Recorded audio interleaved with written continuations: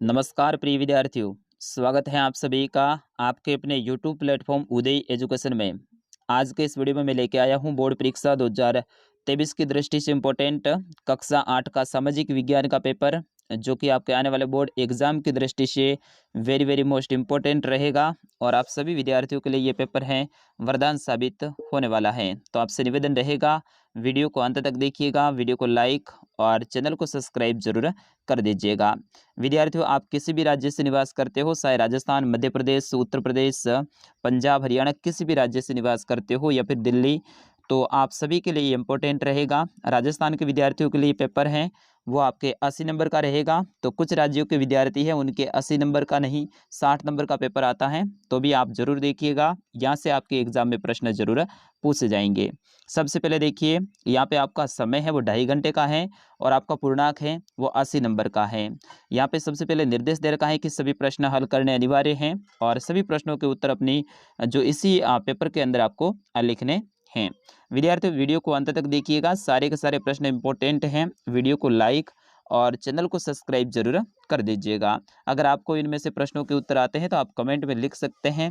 बिल्कुल आपका अपना चैनल है, कमेंट बॉक्स आपके लिए खुला रहेगा। पहला प्रश्न, नगरीय स्वशासन की इकाई है नगर पालिका, नगर निगम, नगर परिषद, उपयुक्त सभी।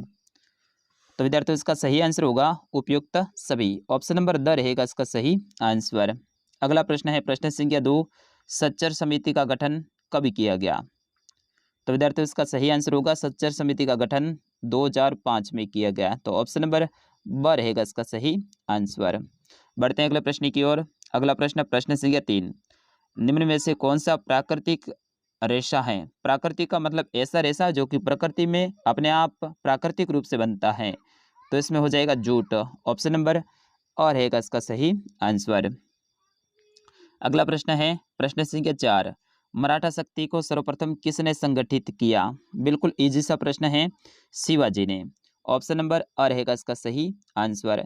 विद्यार्थियों, इनकी माताजी का नाम क्या था, जीजाबाई, ये भी आप ध्यान रखेंगे। अगला प्रश्न, आदिवासियों की अधिक जनसंख्या वाला राज्य कौन सा है। तो इसका सही आंसर होगा छत्तीसगढ़। ऑप्शन नंबर अ रहेगा इसका सही आंसर। अगला प्रश्न है प्रश्न संख्या 6, निम्न में से द्वितीयक क्रिया का उदाहरण कौन सा है। द्वितीयक, द्वितीयक का मतलब होता है जहाँ पे निर्माण संबंधी काम होता है। तो इसमें हो जाएगा ऑप्शन नंबर स, कपड़ा बुनना, यानी कपड़ा बनाते हैं, तो ये आपका द्वितीय क्रिया हो जाएगा। बाकी मत्स्य पालन ये आपका प्राथमिक है और व्यापार है ये तृतीयक है, संग्रहण ये भी प्राथमिक है। अगला प्रश्न, निम्नलिखित में से कौन सा खनिज अधात्विक खनिजों की श्रेणी में आता है। तो इसका सही आंसर होगा आपका ऑप्शन नंबर द, उपयुक्त सभी। चूना पत्थर, अब्रक, जिप्सम ये सारे के सारे अधात्विक हैं। धात्विक खनिज वे होते हैं जिनके अंदर धातु के अंश पाए जाते हैं और अधात्विक वे खनिज होते हैं जिसके अंदर धातु के अंश नहीं पाए जाते हैं। तो चूना पत्थर में नहीं होता है, अब्रक और जिप्सम इन किसी में भी धातु के अंश नहीं होते हैं। अगला प्रश्न प्रश्न संख्या 8, भारत का अंतिम वायसराय था। इसका सही आंसर होगा आपका option number A, Lord Mountbatten. अगला प्रश्न है प्रश्न संख्या 9। विद्यार्थियों, ये पेपर आपके लिए रियल पेपर साबित होने वाला है क्योंकि इनमें से ज़्यादातर प्रश्न आपके एग्जाम में आने की संभावना रहेगी। तो आप वीडियो को अंत तक देखिएगा, वीडियो को लाइक और आप कहाँ से वीडियो को देख रहे हैं कमेंट में जरूर बताइएगा। कौन से ग्रह को जल ग्रह कहते हैं। तो अपनी पृथ्वी हो जाएगी, बिल्कुल ऑप्शन नंबर ब रहेगा इसका सही आंसर। पृथ्वी के 71% भाग पे जल पाया जाता है, इसीलिए इसको जल ग्रह कहते हैं। अगला प्रश्न, वाणिज्यिक कृषि में शामिल किया जाता है। तो वाणिज्यिक कृषि में किसको शामिल किया जाता है। मिश्रित कृषि, वाणिज्यिक अनाज और रोपण कृषि, इन सभी को किया जाता है। तो ऑप्शन नंबर ड रहेगा इसका सही आंसर, उपयुक्त सभी। वाणिज्य का मतलब होता है ऐसी कृषि जिसके उत्पादन से पैसे कमाने का उद्देश्य छिपा हो, यानी पैसे कमाने के उद्देश्य से अपन करते हैं तो वो वाणिज्यिक कृषि कहलाती हैं। अगला प्रश्न है, निम्नलिखित के जोड़े बनाइए, यानी इनको मिलान करना है। बिल्कुल इजी सा है, ये राजस्थान के विद्यार्थियों के लिए ये मिलान वाला थोड़ा सा इजी रहेगा। जैसे कि देलवाड़ा का जैन मंदिर माउंट आबू में, माउंट आबू कहाँ है, सिरोही जिले में। रणकपुर का जैन मंदिर पाली में है, तो अ से मिलान कर दो। खाटू श्याम जी का मंदिर सीकर में है, द से मिलान कर दो। बंगाल का विभाजन 1905 में हुआ था और भारत का उच्चतम न्यायालय दिल्ली में है, तो यह से मिलान कर दो। अगला प्रश्न है प्रश्न संख्या 12, रिक्त स्थानों की पूर्ति कीजिए, यानी खाली जगह को भरना है। कानून की नज़र में सभी लोग खाली जगह हैं, तो कानून की नज़र में सभी लोग समान हैं, तो यहाँ पे सम्मान लिख दो, समान, सम्मान नहीं समान, ठीक है ना। फिर उसके बाद में दूसरी देखिए, खाली जगह से कम उम्र के बच्चों को मजदूरी पे रखना अपराध है, कितने उम्र से? 14 वर्ष, तो यहाँ पे 14 वर्ष आ जाएगा। तीसरे हैं कि संघवाद का मतलब है कि देश में एक से ज़्यादा स्तर की सरकार का होना, तो यहाँ पे सरकार आ जाएगा, ठीक है ना। और अंतिम है कि भारत में वयस्क मताधिकार की उम्र 18 वर्ष है, ठीक है ना, तो 18 वर्ष कर देना इसमें। अगला प्रश्न प्रश्न संख्या 13, अंतिम मुगल बादशाह ने अपनी आखिरी साल किस तरह से बिताए थे? तो विद्यार्थियों, अंतिम मुगल बादशाह बहादुर शाह जफर, जिन्होंने 1857 की क्रांति का नेतृत्व किया था, और 1857 की क्रांति का नेतृत्व करने के कारण अंग्रेजों ने उनके ऊपर मुकदमा चलाया और उनको है 1858 में जेल भेज दिया गया, जहाँ से उन्हें सजा सुनाई गई आजीवन कारावास की। उनको रेंगून जेल में रखा गया और वहाँ पे बड़ी यातना दी गई उन्हें, और उन्होंने रंगून जेल में ही 1862 में अपनी अंतिम सांस ली थी। तो इस तरह से अंतिम मुगल बादशाह बहादुर शाह जफर ने आखिरी साल है वो जेल के अंदर बिताए थे। अगला प्रश्न है प्रश्न संख्या 14, धर्मनिरपेक्षता क्या है? तो राज्य को धर्म से अलग रखने की जो अवधारणा है उसे ही धर्मनिरपेक्षता कहा जाता है। राज्य का अपना कोई धर्म नहीं होता है, उनकी नज़र में सभी धर्म समान होते हैं और किसी भी एक विशेष धर्म को अलग से विशेष मान्यता राज्य प्रदान नहीं करता है। अगला प्रश्न है प्रश्न संख्या 15, ये दोबारा से आ गया है। अगला है प्रश्न संख्या 16, मीणा जनजाति मुख्यतः किन जिलों में निवास करती हैं? तो विद्यार्थियों, इसका सही आंसर होगा, मीणा जनजाति मुख्यतः अपने राजस्थान की बात हो रही है, तो राजस्थान के जयपुर, दौसा, करौली और सीकर जिलों में निवास करते हैं। अगला प्रश्न है प्रश्न संख्या 17, प्रथम सूचना रिपोर्ट यानी FIR क्या है? तो विद्यार्थियों, FIR क्या होता है? जो अपन प्रथम सूचना देते हैं पुलिस थाने में और उसमें जो जो घटना हुई उनकी जो जानकारी देते हैं वही होती है FIR।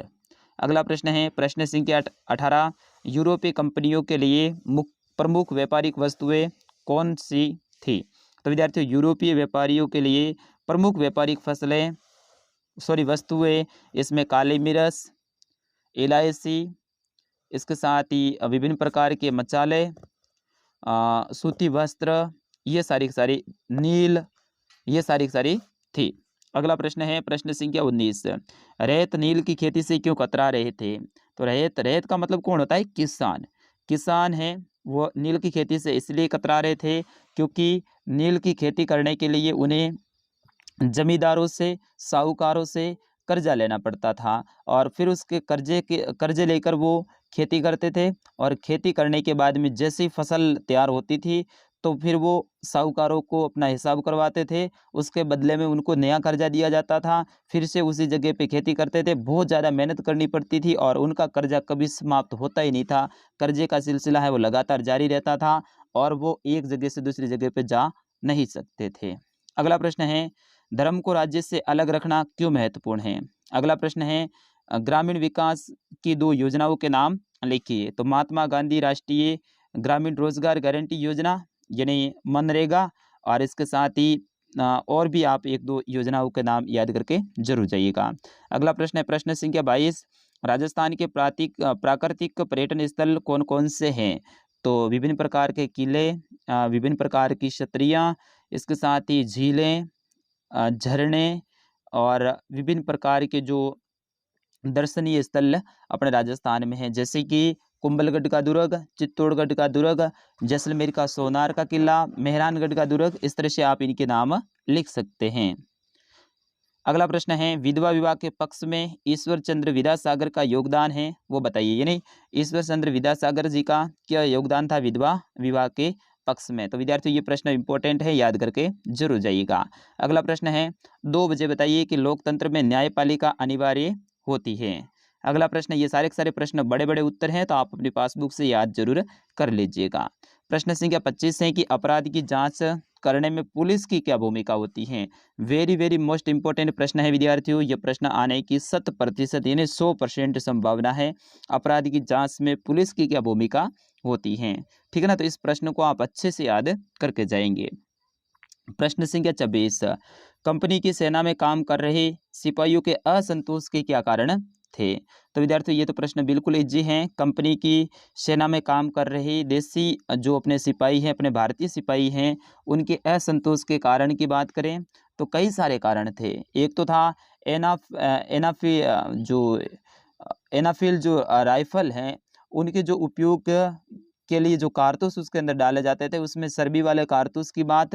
दूसरा है कि वो किसान परिवार से ताल्लुक़ रखते थे, यानी संबंध रखते थे, और किसानों के ऊपर हैं वो अंग्रेज हैं बहुत ज़्यादा अत्याचार कर रहे थे। इस कारण से उनके परिवार वालों की दुर्दशा देखकर वे सैनिक हैं वो असंतोष में थे, यानी उन अंग्रेज़ों से संतोष में नहीं थे। इसके साथ ही उन्हें ठीक से वेतन नहीं दिया जाता था, और वेतन कम दिया जाता था, उनके साथ में भेदभाव किया जाता था, वगैरह वगैरह। ये सारी बातें हैं आप इसमें लिख सकते हैं। यानी उनको भेदभाव का मतलब ये नहीं कि जातिवाद, भेदभाव का मतलब है कि भारतीय सैनिकों को उच्च पदों पर नहीं बिठाया जाता था। अगला है कि कृषि क्या है। खाद्यान्न फसल के रूप में चावल पर संक्षिप्त में टिप्पणी लिखिए। अगला है कि खनिज किसे कहा जाता है। लो और अलो खनिज में अंतर स्पष्ट कीजिए। वेरी वेरी मोस्ट इंपोर्टेंट ये प्रश्न है। खनिज किसे कहा जाता है, लो और अलो खनिज के बीच में आपको अंतर स्पष्ट करना। अच्छे से अपने पासबुक से याद करके जाइएगा। अपने जो भूगोल की बुक है ना, उसमें संसाधन एवं विकास जो बुक है उसमें से ये प्रश्न आया है, अच्छे से याद करके जाइएगा। अगर ये नहीं आता है तो परंपरागत और गैर परंपरागत ऊर्जा के स्रोत में अंतर स्पष्ट कीजिए। ये अंतर वाले भाई 3-4 प्रश्न हैं आपके, 2-3 टॉपिक में हैं, तो उनको अच्छे से याद कर लीजिएगा। पक्के 2 प्रश्न आएंगे। अगला प्रश्न है कि खनिज किसे कहा जाता है, ये मैंने बता दिया, ठीक है। अगला प्रश्न है संविधान किसे कहते हैं। भारतीय संविधान में नीति निर्देशक तत्वों का खंड क्यों जोड़ा गया। वेरी वेरी मोस्ट इंपोर्टेंट है ये भी प्रश्न। कानून का शासन पद से आप क्या समझते हैं, अपने शब्दों में लिखिए। मध्य मार्गी कौन थे, वे ब्रिटिश शासन के खिलाफ में किस तरह का संघर्ष करना चाहते थे। ये भी वेरी वेरी मोस्ट इंपोर्टेंट है, मध्य मार्गी, ठीक ना। और अथवा में ऑप्शन मिल जाएगा। भारत के विभिन्न भागों में असहयोग आंदोलन ने किस तरह से रूप ग्रहण किया था, धारण किया था, और लोग गांधी जी के बारे में क्या समझते थे। अंतिम प्रश्न है वो आपके मैप से संबंधित रहेगा। यहाँ पे प्रश्नों की संख्या है वो मैंने 31 रखी है, लेकिन राजस्थान के विद्यार्थियों के लिए मैं बताना चाहूँगा आपके प्रश्न आएंगे 23। तो यहाँ पे मैंने थोड़े से एक्स्ट्रा प्रश्न लिए हैं, क्योंकि जो इंपॉर्टेंट बन रहे थे वो सारे के सारे प्रश्न मैं बताने की कोशिश कर रहा हूँ, ताकि आपको ज़्यादा से ज़्यादा प्रश्न याद हो जाएँ, और ज़्यादा से ज़्यादा प्रश्न हैं आप तैयार करके जाएँ, ताकि आप बोर्ड परीक्षा में अच्छा स्कोर करके आए। तो राजस्थान के विद्यार्थियों के लिए अंतिम प्रश्न आएगा वो राजस्थान के मैप से संबंधित आएगा 4 नंबर का, और दूसरे राज्य के जो विद्यार्थी है उनके लिए आएगा भारत से संबंधित, भारत के मैप से संबंधित। इसीलिए मैंने दोनों ही प्रश्नों को यहाँ पे शामिल किया है। तो यहाँ पे देखिए दूसरे राज्यों के विद्यार्थियों के लिए भारत के मानचित्र में निम्न 5 स्थानों को दर्शाइए। जैसे कि हैदराबाद कहाँ है आपको पता रखना है, भोपाल, पटना, दिल्ली, मुंबई और जयपुर। इनके बारे में अच्छे से आप याद कर लीजिएगा, ये स्थान कहाँ कहाँ पे है। यहाँ पे रांची भी आ सकता है, ठीक है ना, झारखंड की राजधानी रांची। तो रांची के बारे में भी आप थोड़ा सा ध्यान रखिएगा। एक अहमदाबाद भी आ सकता है, ठीक है ना, भारत के मैप वालों के लिए अहमदाबाद भी आ सकता है। अब राजस्थान के विद्यार्थियों के लिए राजस्थान का मानचित्र आएगा जयपुर, फिर उसके बाद में कोटा, जोधपुर, उदयपुर, बीकानेर। इसके साथ ही आपका भीलवाड़ा भी आ सकता है, ठीक है ना, भीलवाड़ा भी आप ध्यान रखना, भीलवाड़ा। फिर उसके बाद में आपका जो बाड़मेर है आ सकता है, ठीक है ना, बाड़मेर के इतने नहीं है। इसके बाद में आपका सीकर आ सकता है, सीकर इंपॉर्टेंट है, तो इनको भी आपको ध्यान रखना, सीकर कहाँ है। तो विद्यार्थियों ये था राजस्थान के मैप से संबंधित प्रश्न, और सामाजिक विज्ञान का पूरा प्रश्न पत्र जो कि मैंने आपके लिए हल भी करवाया है, और जिन प्रश्नों के उत्तर मैंने नहीं बताए हैं तो उनको आप अच्छे से याद कर लीजिएगा। और इन प्रश्नों के भी फुल सॉल्यूशन चाहिए तो आप कमेंट में लिख दीजिएगा, जरूर मैं दोबारा से वीडियो लेके आऊँगा। जो लास्ट वाले प्रश्न मैंने नहीं समझाए हैं क्योंकि बड़े बड़े उत्तर हैं, तो उनको मैं अलग से उत्तर लिख के भी आ सकूं। तो विद्यार्थियों फिलहाल के लिए इस वीडियो में इतना ही। आपके अपने सर उदय सर को दीजिए आज्ञा। नमस्कार, जय हिंद।